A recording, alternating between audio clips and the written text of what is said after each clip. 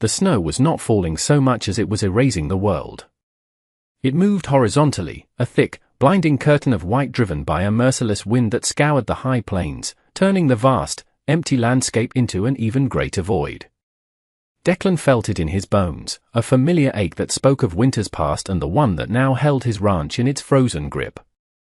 He rode with his head bowed, the brim of his hat pulled low, his shoulders hunched against the assault. His horse, Balthazar, a dark brown shape against the overwhelming white, plodded onward with stoic endurance, the crunch of his hooves a muffled, lonely sound. This was a fool's errand, checking the northern fence line in a blizzard, but cattle had a talent for finding the one weak spot in a mile of wire, and he couldn't afford to lose a single head. He was scanning the ghostly shapes of the fence posts when he saw it. A smudge of beige against the snow, huddled near a cluster of skeletal, ice-caked sagebrush. At first, he thought it was a fallen doe, its winter coat a pale contrast to the drifts. But it was too still, too small. A flicker of unease, sharp and cold as the air he breathed, went through him. He urged Balthazar closer, the horse snorting nervously, its breath pluming in the frigid air. As he drew near, the shape resolved itself. It was not an animal. It was a person, a woman, curled into a tight ball, a thin, worn prairie dress her only real protection against the killing cold. Her black hair had come loose from its pins and was fanning out across the snow, stark and beautiful and terrible. He swung down from the saddle, his boot sinking deep into the powder. He knelt, his gloved hand reaching out tentatively to touch her shoulder. She was terrifyingly still. For a heart-stopping moment, he thought he was too late, that he was just a witness to the end of a life. Then, a faint tremor ran through her. A small, almost imperceptible shudder. She was alive. He turned her over gently. Her face was waxen, tinged with a delicate blue at the lips and eyelids. She was younger than he'd expected, and her features were fine, sculpted with a grace that seemed entirely out of place in this harsh, unforgiving land. She was Chinese, that much was clear, and her presence here, alone in the heart of a blizzard, was a mystery so profound it felt like a violation of the natural order. Her eyes fluttered open, dark and dazed, struggling to focus on his weathered face. A soft, breathless sound escaped her lips, a word in a language he did not understand, before her eyes rolled back and she went limp in his arms. Hope, he would later learn, was all she had left, but at that moment, it was as frozen and fragile as she was. He wasted no more time.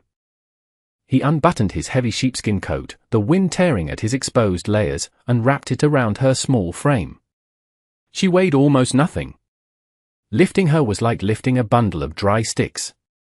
He carried her to Balthazar, settling her in the saddle before mounting behind her, his body a shield against the wind's relentless fury. He gathered the reins, his mind racing. Getting her back to the cabin was no longer a chore, it was a desperate, silent prayer against the storm. The journey back was a battle against a landscape that wanted them dead. The cabin, when it finally emerged from the swirling snow, was less a home and more a small, stubborn anchor in a sea of white. It was a simple structure of rough-hewn logs, chinked with mud and moss, a thin plume of smoke rising from its stone chimney like a fragile signal of life. Declan slid from the saddle, his limbs stiff with cold, and carefully lifted the woman down. He kicked the door open and carried her inside, into the dim, welcome warmth.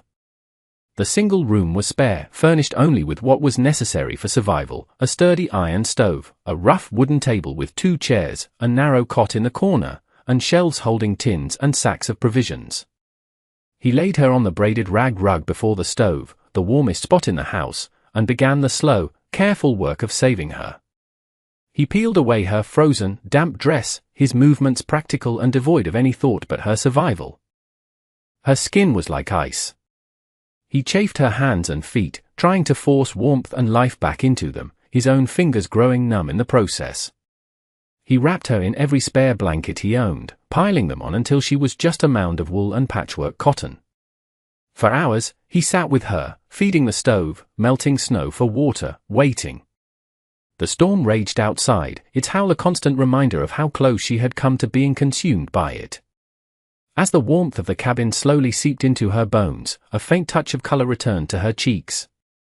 She began to tremble violently, a sign, he knew, that her body was fighting its way back. Finally, her eyes opened again. This time, they were filled with a profound and lucid terror. She scrambled backward, pulling the blankets tighter around herself, her gaze darting around the unfamiliar room before landing on him. "Where?" she whispered, her voice a dry, cracking rustle. Her English was hesitant, accented, but clear.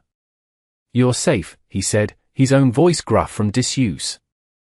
He kept his distance, not wanting to frighten her further. "You were out in the storm.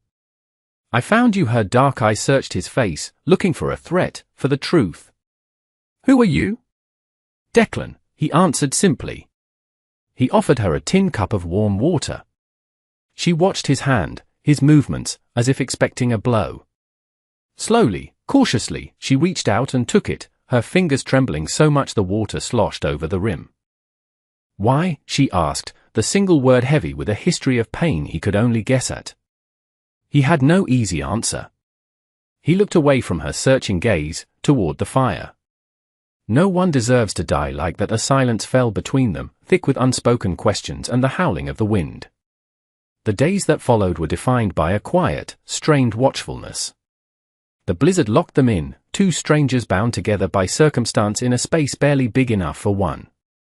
Declan gave her the cot, insisting with a curt gesture that left no room for argument.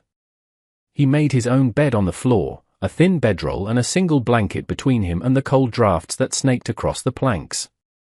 He slept lightly, one ear always listening for her breathing, for any sign of distress. He named her Lee in his own mind, though he did not know her name yet. It was a soft sound for a person who seemed to be made of fragility and shadow. She spent most of her time on the cot, a silent figure wrapped in his blankets, her dark eyes following his every move. She flinched when he dropped a log into the stove, her body tensing as if bracing for an impact. He learned to move more quietly, to set things down gently, to announce his presence with a soft clearing of his throat before entering from the barn. He cooked for them both, plain, hearty stews of salted meat and dried beans, which they ate in a silence so profound he could hear the scrape of her spoon against the tin bowl. She ate little, but she ate, and with each small meal, he saw a flicker of strength return to her. He would go out for hours to tend to his animals, the short, brutal journey to the barn a welcome respite from the charged atmosphere inside the cabin. When he returned, stamping the snow from his boots, he would find that something small had changed. A blanket would be neatly folded. The cups would be washed and set by the water basin. She was claiming a small piece of the space, establishing her presence not with words, but with quiet, deliberate acts of order. He never acknowledged it directly, but he noticed. He started leaving the cabin door slightly ajar when he went to the barn, a silent signal that she was not a prisoner, that she could leave if she chose, though both of them knew the world outside was a death sentence. It was a gesture of trust, however small, in a world that had clearly given her no reason to trust anyone. One afternoon, he came back inside to find her standing by the small, frosted window, staring out at the unending white. She didn't turn when he entered. "It is like a cage," she said, her voice barely a whisper. He stopped, his hand on the latch of the stove. "The snow." She nodded. And the quiet he understood. The silence in the cabin was heavy, but the silence of the snow-covered plains was something else entirely. It was absolute, immense, a silence that could swallow a person whole. "It'll break," he said, the words feeling inadequate. "The weather always breaks." She finally turned to look at him, and for the first time, he saw something other than fear in her eyes. It was a deep, soul-crushing weariness, the look of someone who had been told promises would be kept before, only to be abandoned. Slowly, as her physical strength returned, Lee began to carve out a space for herself within the rhythm of Declan's life. It began with his shirt. He had torn it on a nail in the barn, a long, jagged rip across the sleeve. He tossed it aside, meaning to patch it crudely later. The next morning, he found it folded on his bedroll, the tear repaired with a line of stitches so fine and even they were nearly invisible. He ran his calloused thumb over the seam, marveling at the skill, at the care. It was a message, a quiet offering. He looked over at her. She was sweeping the hearth with a broom made of bound twigs, her movements graceful and efficient. She did not meet his eyes, but a faint flush colored her cheeks. He said nothing, simply put the shirt on. The repaired sleeve felt different against his skin, a small, warm reminder of her presence. From there, her contributions grew. She learned the temperament of the iron stove, knowing just when to add another log to keep the heat even. She organized his meager shelves, arranging the tins and sacks into neat, logical rows. She took over the cooking, transforming his simple rations into meals that, while still basic, carried a hint of artistry. One evening, she used a portion of his flour and the last of his dried apples to make a small, dense cake. The smell filled the cabin, sweet and warm, a scent of domesticity that felt foreign and achingly welcome. They sat at the small table, the lantern casting a golden glow on their faces. He took a bite. It was simple, but it was the best thing he had tasted in years. "It's good," he managed to say, the compliment feeling clumsy on his tongue. She looked down at her plate, a small, shy smile touching her lips. "Thank you," she said, her voice soft. 4. Everything the silence that followed was different. It was no longer a void between them but a shared space, comfortable and calm. He started to see not just a survivor, but the woman herself. He noticed the way the firelight caught the red undertones in her black hair, the way she would sometimes hum a haunting, unfamiliar melody while she worked. He began to leave a small piece of jerky or a spoonful of preserved jam on the table for her before he left for the barn in the morning, a silent conversation of care passing between them. The great blizzard finally exhausted itself, leaving behind a world of stunning, pristine silence. The sky was a brilliant, cloudless blue, and the sun on the snow was so bright it hurt the eyes. The world was beautiful and dangerous, cleansed and frozen. Inside the cabin, the breaking of the storm seemed to grant a different kind of release. The oppressive tension eased, replaced by a quiet routine. It was during this calm that she finally told him her story. She sat on the edge of the cot, her hands clasped tightly in her lap, her gaze fixed on a knot in the wooden floor. She spoke in a low, steady voice, as if reciting a story that had happened to someone else. Her name was An Lee. She had been promised to a man, a foreman for the railroad, a man she had never met. Her family had sent her across the ocean with all they could spare, believing they were securing her a better future. The man, whose name was Bishop, had been disappointed in her. She was too small, he'd said. Too quiet. He was a loud, coarse man who drank too much and whose hands were quick to anger. When his work crew was ordered to move west, he decided she was an inconvenience. He told her he was taking her to a nearby town where she could find work. He took her small bag, the one containing her money and a few keepsakes, and led her several miles from the camp. He had pointed toward a low rise in the distance. "The town's just over that hill," he'd said, his voice flat and dismissive. Then he had turned and walked away, leaving her alone in the vast, empty landscape as the first snowflakes began to fall. Declan listened, his body perfectly still, his hands clenched into tight fists on his knees. A cold, hard rage built in his chest, a fury more intense than any he had ever felt.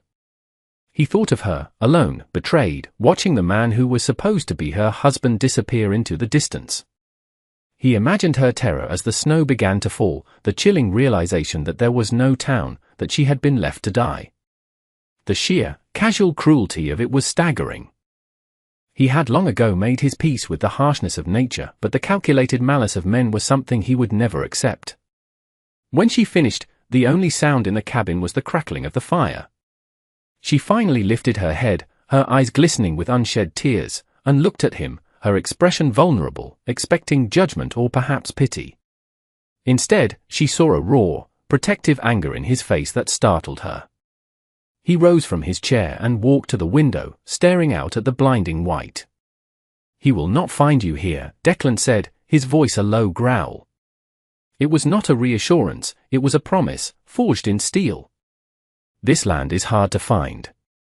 And harder to leave. In that moment, he ceased to be merely her rescuer. He became her guardian. And she, in turn, allowed a tiny, fragile seed of trust to take root in the frozen ground of her heart.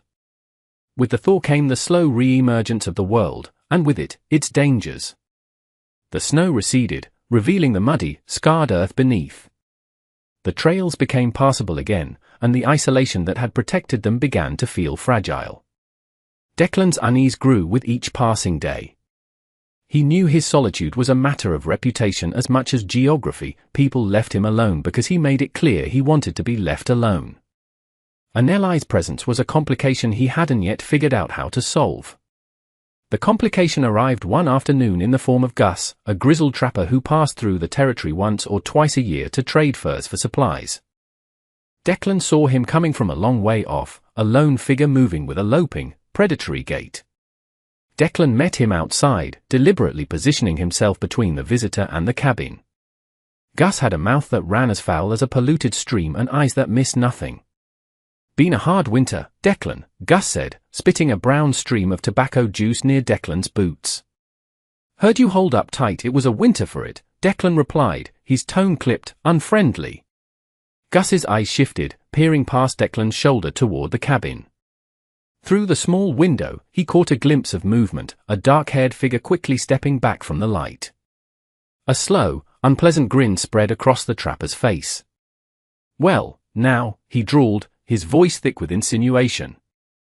"Looks like you didn't spend the winter all alone after all. Found yourself some company?" Didn't take you for the type to import his comforts. The leering remark hung in the cold air, ugly and sharp.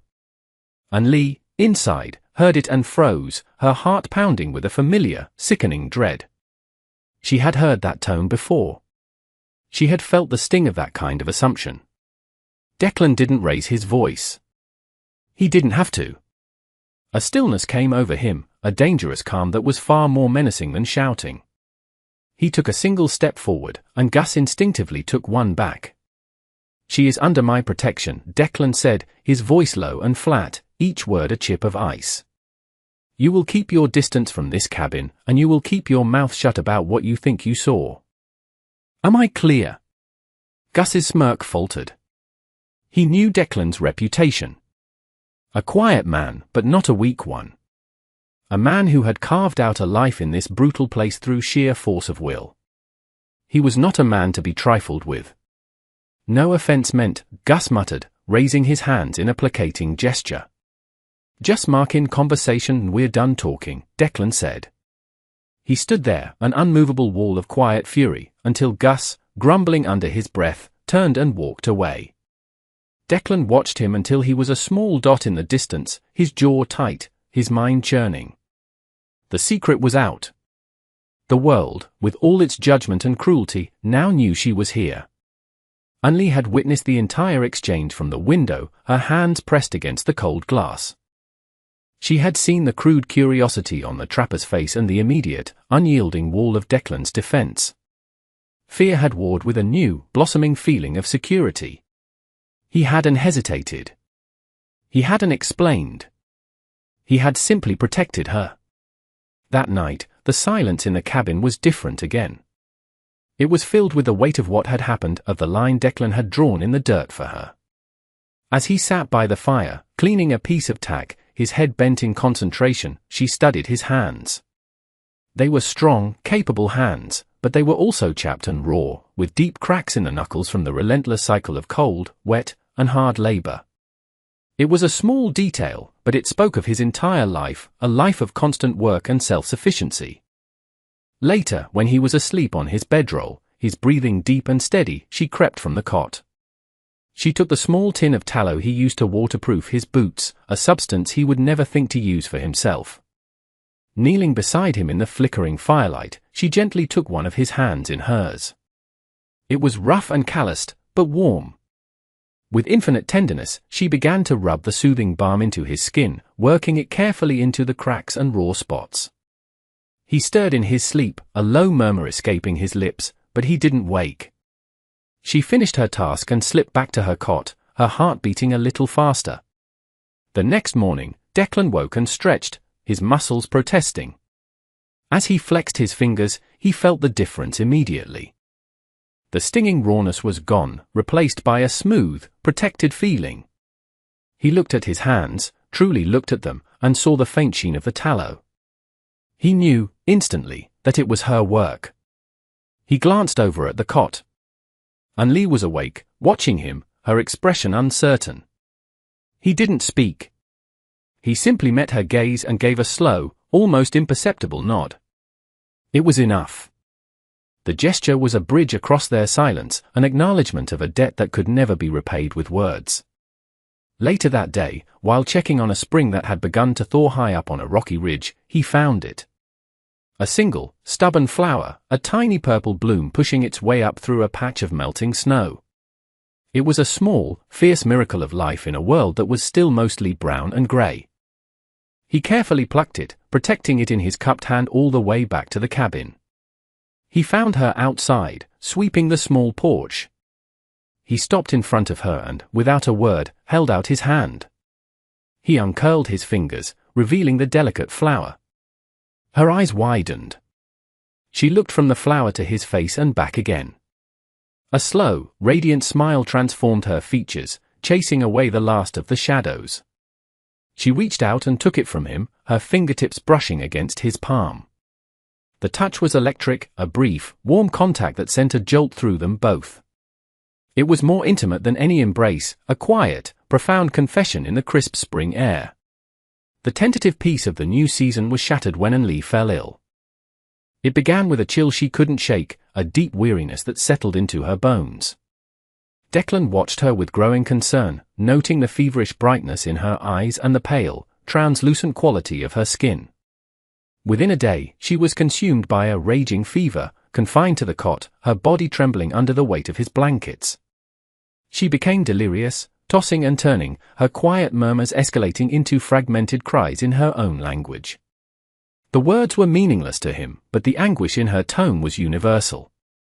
He was gripped by a cold, primal fear.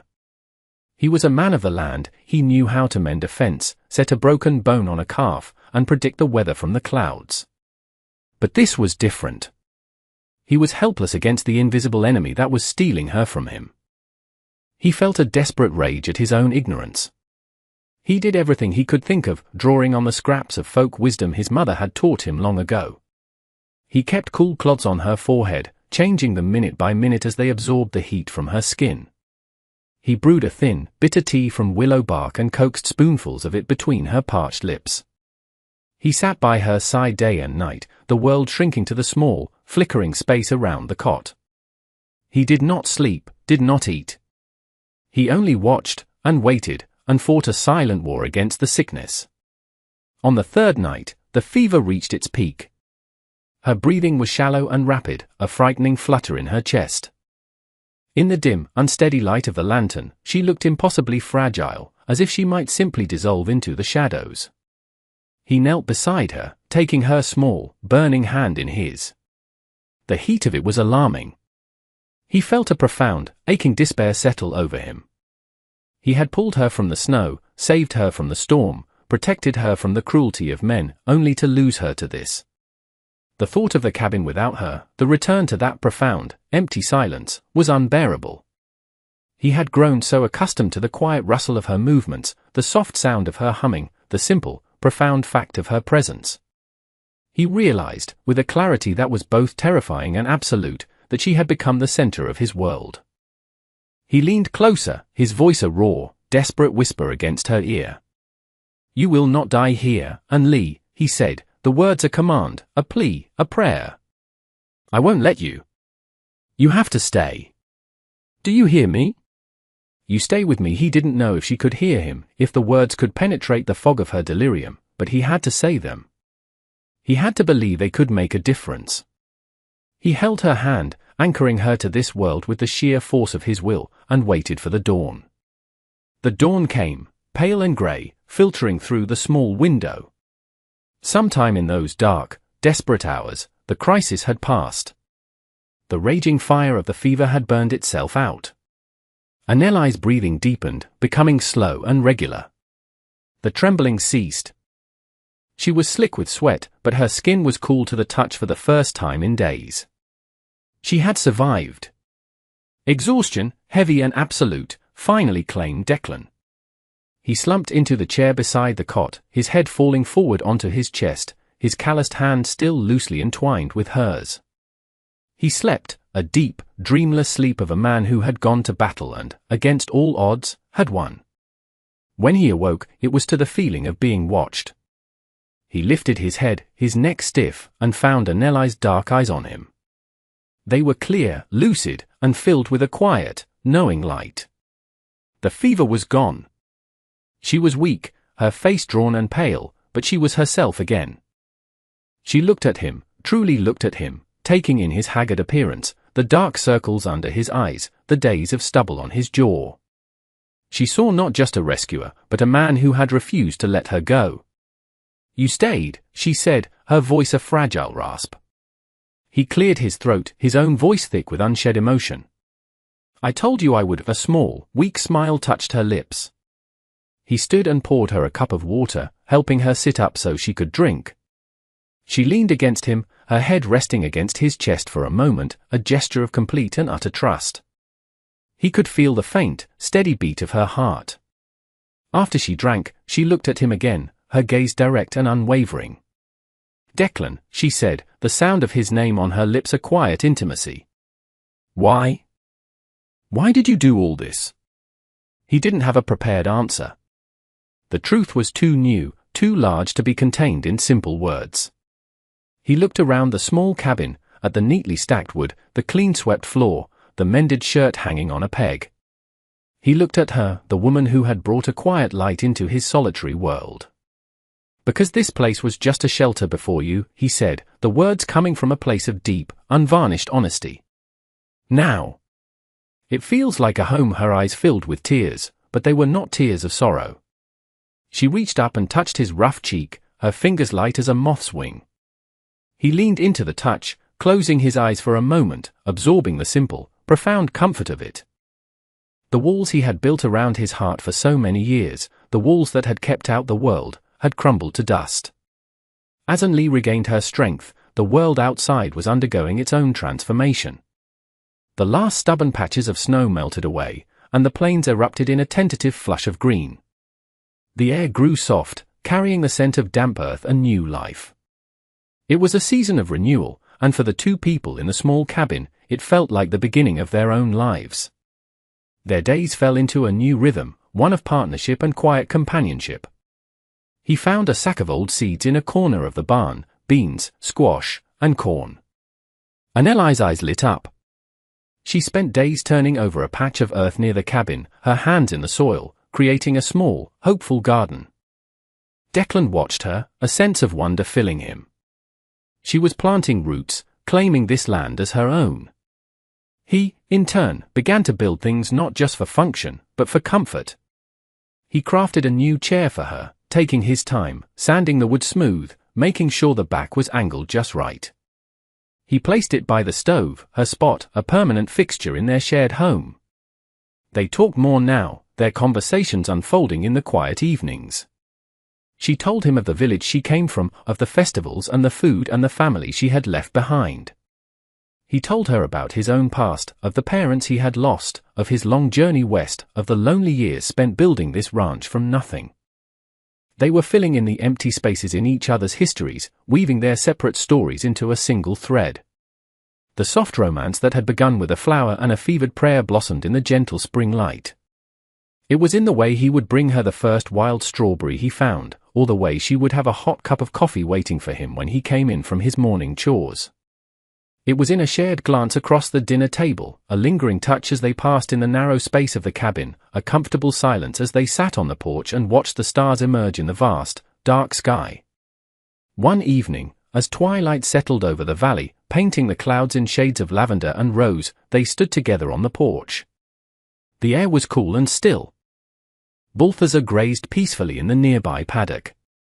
Anneli leaned her head against Declan's shoulder, a gesture that had become as natural as breathing. He wrapped his arm around her, holding her close. "I never thought I would see a spring again," she said softly, her voice filled with a quiet awe. He tightened his hold, a silent promise of protection, of permanence. "There will be many more," he said, his voice low and certain. They stood there for a long time, two small figures against the immense, beautiful wilderness. They had both been lost, abandoned by the world in different ways. But here, in this remote corner of the earth, they had found not just a shelter, but a home. They had found it in the sturdy walls of the cabin, in the turning of the seasons, and most of all, in each other. The hope she had carried, a single, frozen ember, had finally found a place to burn bright.